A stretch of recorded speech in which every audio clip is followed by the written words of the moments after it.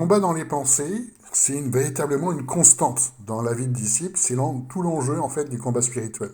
Il y a un verset qui est souvent répété en 2 Corinthiens 10, versets 4 à 5. Les armes de notre guerre ne sont pas charnelles, mais puissantes selon Dieu, pour renverser les forteresses et détruire les raisonnements. Tout ça, c'est les forteresses des pensées. Et toute hauteur qui s'élève contre la connaissance de Dieu, et amenant toute pensée captive à l'obéissance de Christ. Donc c'est vraiment le sujet de ce podcast, mais également le sujet récurrent dans toutes nos formations, puisque toute fausse doctrine, ce qui est la plaie de notre monde actuel, toute fausse doctrine est à la base un raisonnement humain qui se propage et qui est accepté comme vrai, alors qu'il ne vient pas de Dieu. Et vous voyez que dans ce verset, en 2 Corinthiens, on voit que les armes de la guerre spirituelle ne sont pas charnelles, ce ne sont pas des techniques humaines, mais puissantes selon Dieu. Donc c'est véritablement selon la puissance de Dieu qu'on peut gagner ce combat dans les pensées. Et Jésus nous montre, effectivement, où il a ce problème-là parmi les disciples. En Luc 9, versets 46 à 48, « Or il revint entre eux une discussion, donc les disciples, lequel d'entre eux était le plus grand ? Mais Jésus, voyant la pensée de leur cœur, » vous voyez, donc c'est véritablement ce combat dans les pensées qui est illustré ici. Il prit un petit enfant et le plaça auprès de lui, et il leur dit, « Quiconque recevra cet enfant en mon nom me recevra, et quiconque me reçoit celui qui m'a envoyé, car celui qui est le plus petit d'entre vous tous, celui-là est grand. » En Marc, on voit une version de cet épisode-là où l'accent est mis sur l'humilité. Marc 9, versets 34 à 35, « ils se taisaient, car entre eux ils avaient discuté, en chemin, lequel était le plus grand.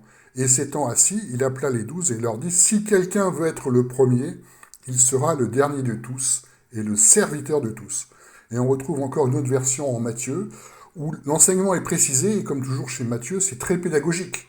En Matthieu 18, versets 3 à 5, « En vérité, je vous dis que si vous ne vous convertissez et ne devenez comme les petits enfants, vous n'entrerez point dans le royaume des cieux.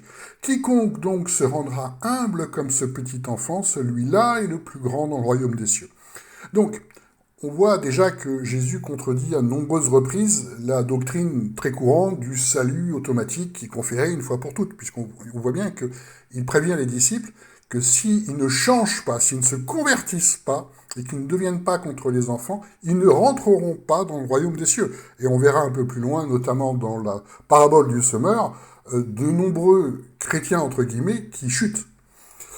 Matthieu nous fait aussi cette affirmation de la protection des anges qui est conférée aux vrais disciples.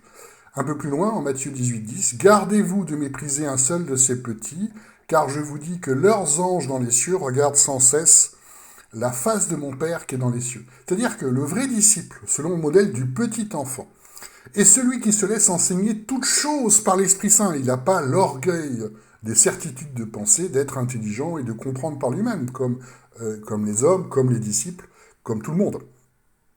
Et c'est ça, ce qui confère cette protection des anges, c'est le fait de se laisser grandir en Christ. Et là, il y a une protection des anges. Plus on cherche à être à l'imitation du Christ, plus les anges nous protègent.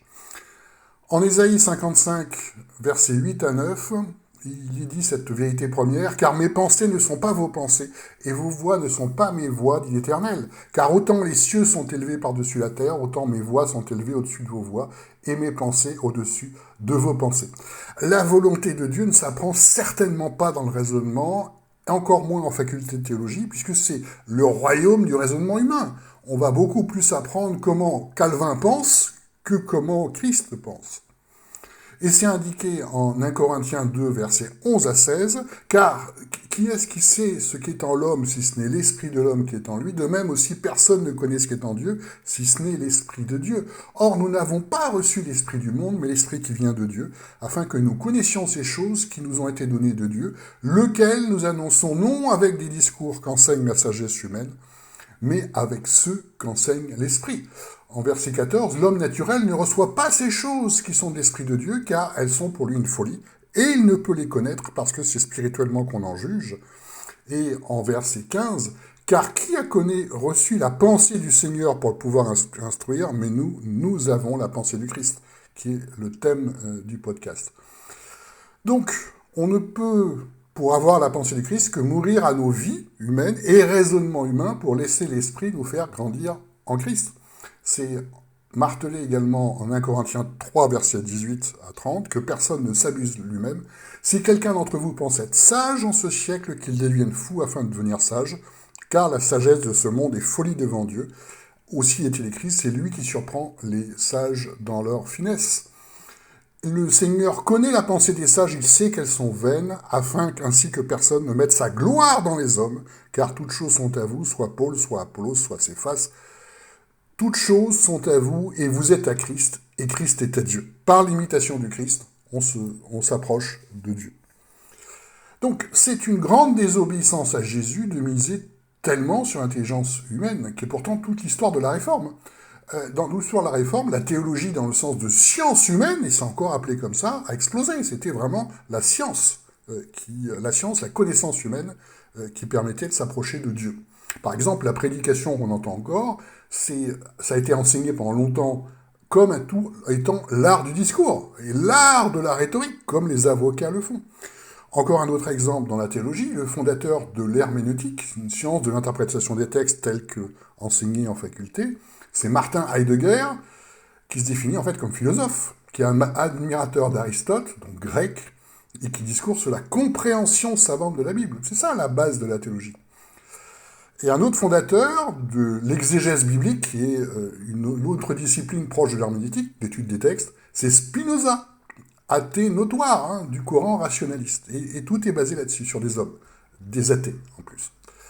Aujourd'hui encore, certains se définissent comme luthériens ou calvinistes, suivent des hommes et non pas Jésus. Et pourtant, c'est complètement opposé à la connaissance de Dieu. Il faut véritablement sortir des forteresses de la pensée qui s'opposent à la connaissance de Dieu, pour revenir aux disciples qui cherchent à être grands, en fait, par eux-mêmes. Parce que la forteresse de la pensée s'oppose à la connaissance de Dieu, mais on a aussi l'exemple de ces disciples qui cherchent à grandir par eux-mêmes, mais exactement comme ces théologiens qui cherchaient à s'élever dans leur pensée. Et que nous dit Jésus en Matthieu 18,9 « Et si ton œil est pour toi une occasion de chute, arrache-le et jette-le loin de toi. Mieux vaut pour toi entrer dans la vie n'ayant qu'un œil que d'avoir deux yeux et être jeté dans la géhenne du feu. » C'est quoi l'œil? C'est ce que tu regardes, que tu convoites. C'est exactement comme le péché de la femme que tu convoites. C'est ce que tu veux. Et beaucoup, on voit dans la vie de Calvin, il voulait être ce grand réformateur, il voulait dominer, il a fait plein de lois dans ce sens, à Genève, enfin, c'est l'œil, voilà ce qui le motive. C'est précisé encore en Matthieu 6, versets 22 à 23, « Car là où est ton trésor, là aussi est ton cœur, la lampe du corps est l'œil. Si donc ton œil est saint, tout le corps sera éclairé, mais si ton œil est mauvais, tout ton corps sera ténébreux. Si donc la lumière qui est en toi est ténèbre, combien se rencontrent les ténèbres ?» La question c'est qu'est-ce que tu regardes? Qu'est-ce que tu admires? Si tu admires ces chaînes avec des centaines de milliers d'abonnés en disant « Voilà, c'est ça un modèle », c'est que tu veux être grand comme eux. Et c'est l'opposé du modèle que nous montre Jésus. Tu n'es plus, dans ce cas-là, un petit enfant qui attend l'enseignement de l'Esprit. C'est en fait Paul qui imite lui-même Jésus qu'il faut imiter. Et qu'est-ce qu'il nous dit, Paul, en 2 Corinthiens 12, versets 7 à 12 ? « Et afin que je ne m'élève pas », on retrouve le même thème que pour les disciples. À cause de l'excellence des révélations, il m'a été donné une écharpe dans la chair, un ange de Satan pour me souffleter, afin que je ne m'élève pas, répétez donc ici. 3 fois à ce sujet, j'ai invoqué le Seigneur, afin qu'il se retirât de moi, donc de cette écharpe dans la chair, et il me dit « Ma grâce te suffit, car ma puissance s'accomplit dans la faiblesse. Je me glorifierai donc très volontiers, plutôt dans mes infirmités, afin que la puissance du Christ habite en moi. C'est pourquoi je prends plaisir dans les infirmités, dans les opprobres, dans les nécessités, dans les persécutions, dans les angoisses pour Christ. Car lorsque je suis faible, c'est alors que je suis fort. » C'est le même enseignement, effectivement, le premier et le dernier. D'ailleurs, on le voit dans la vie de Paul, en Apocalypse, à peu près toutes les églises fondées par Paul ont fini par s'écarter de la saine doctrine. Qui préfigure d'ailleurs les églises modernes. C'est une autre doctrine. Paul n'aurait jamais eu une chaîne YouTube à succès, il n'est pas populaire, Paul. Ceux qui annoncent véritablement Christ ne sont pas populaires. Quand on voit en 1 Corinthiens 4, 21, il nous dit « Que voulez-vous que j'aille avec vous avec la verge, c'est-à-dire que j'aille pour vous punir avec un bâton ?» Voilà ce qu'il dit. Ou avec amour, un esprit de douceur. Il dit aux Corinthiens, vous êtes tellement détournés de Dieu, est-ce que vous voulez vraiment que je vienne avec un bâton? Est-ce que c'est ça la solution? Et quand il raconte son périple en 2 Corinthiens 11, versets 24 à 30, voilà ce qu'il dit. J'ai reçu des Juifs 5 fois 40 coups moins 1, ça c'est la punition juive qui est très dure. J'ai été battu de verge 3 fois, lapidé 1 fois, j'ai fait naufrage 3 fois, j'ai passé 1 jour et 1 nuit dans le profond de la mer, en voyage souvent, en danger des voleurs, en danger sur les rivières, en danger de la part de ma nation, en danger de la part des païens, en danger dans les villes, en danger dans les déserts, en danger parmi les faux frères, dans le travail, dans la peine, dans la faim, dans la soif, dans les jeûnes, souvent dans le froid et la nudité. Jeûne parce que effectivement il était également dans la faim. Outre les choses du dehors, je suis assailli tous les jours par les inquiétudes que me donnent toutes les églises. Voilà le quotidien de Paul. Ça ne donne pas l'image d'un homme à succès, tel qu'on le voit dans beaucoup d'églises. Ce modèle-là est inverse, en fait, de ce que l'on voit dans les prédicateurs à succès. Qui est faible, que je ne sois faible aussi. Qui est scandalisé, que je me brûle aussi. S'il faut se glorifier, je me glorifierai de ce qui regarde mes faiblesses. Et c'est ça, c'est parce que je suis petit, c'est parce que je suis comme l'enfant, c'est parce que je m'attends à Dieu que véritablement je peux grandir en Christ. Et l'enseignement de Jésus sur la faiblesse de nos pensées se retrouve également dans la parabole du semeur, Luc 8, versets 13 à 14. Ceux qui sont sur le roc, ce sont ceux qui, entendu la parole, la reçoivent avec joie et pourtant ils n'ont pas de racines, c'est-à-dire qu'ils ne sont pas assez dans la pensée de Christ. Ils ne croient que pour un temps et au moment de la tentation, ils se retirent. Et un autre épisode, ce qui est tombé parmi les épines, ce sont ceux qui, ayant entendu et s'en aller, sont étouffés par les inquiétudes et par les richesses et par les plaisirs de la vie et ils ne portent pas de fruits qui viennent à maturité. Donc là encore, ça contredit la doctrine du salut automatique. On voit plein de chutes de chrétiens. Et les inquiétudes du monde sont mises en avant. C'est également une source de chute très importante. Quelle est la réponse de Jésus dans ça? Et on voit un passage qui est très puissant, c'est par rapport à Lazare. En Jean 11, versets 39 à 40, il y a ce passage. Jésus dit, ôtez la pierre, Marthe, la sœur du mort, lui dit, Seigneur, il sent déjà, car il est là depuis 4 jours. Et Jésus lui répondit, ne t'ai-je pas dit que si tu crois, tu verras la gloire de Dieu. Donc, Jésus fait ce miracle, cet homme qui, humainement parlant, c'est fini, son corps est en décomposition et pourtant il revient à la vie. Pour nous montrer, la gloire de Dieu, c'est nous montrer que même une situation qui semble impossible à nous, humainement parlant, Dieu peut agir. Et Dieu va agir si nous croyons en son action et si nous suivons sa volonté. Donc c'est ça la réponse à l'inquiétude. On est en permanence assailli d'inquiétudes, effectivement, sur l'argent, la santé, tout ce qui nous inquiète, et Dieu nous montre que on peut traverser ça avec lui à condition que nous abandonnions nos raisonnements humains. Ah, c'est pas possible. Si, pour Dieu, tout est possible. Voilà la gloire de Dieu. La vraie gloire de Dieu, c'est voir une chose impossible aux hommes. C'est pour ça que, comme on voit la réussite de ces, entre guillemets, généraux de Dieu, c'est l'opposé. Puisque les hommes d'affaires réussissent comme eux. Hein. Ils sont riches, célèbres, importants, mais ça n'a rien à voir avec la gloire de Dieu, qui est le fait de faire des choses impossibles aux hommes, comme ce que nous montre Jésus. Donc, comment Jésus lutte contre l'angoisse et l'inquiétude quand il a un danger qui se rapproche, et il nous laisse un exemple qui est très fameux, en Luc 39, 41-43. Jésus leur dit, c'est juste avant, effectivement, la montagne des Oliviers, il connaissait son destin, il leur dit, priez pour ne pas entrer en tentation, et lui-même s'éloigna et s'étant mis à genoux en disant, Père, si tu voulais éloigner de moi cette coupe, toutefois que ce ne soit pas ma volonté, mais la tienne qui se fasse, et un ange venu du ciel lui apparut pour le fortifier.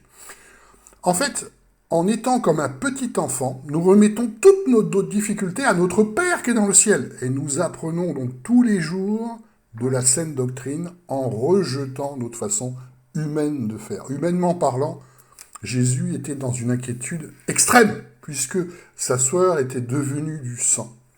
Et qu'est-ce qu'il a fait? Il fait comme d'habitude, Dieu, c'est toi qui dois me montrer la voie. Donc cette écoute de Dieu permanente, quotidienne, encore plus dans les épreuves et les inquiétudes. Dieu, s'attendre à Dieu, demander à Dieu, dire à Dieu, la situation et suivre en permanence les pensées du Christ, les pensées de Dieu, donc la saine doctrine. C'est ça le renouvellement d'intelligence en Romains 12.2. Ne vous conformez pas au monde actuel, mais soyez transformés par le renouvellement d'intelligence afin de discerner quelle est la volonté de Dieu, ce qui est bon, agréable et parfait.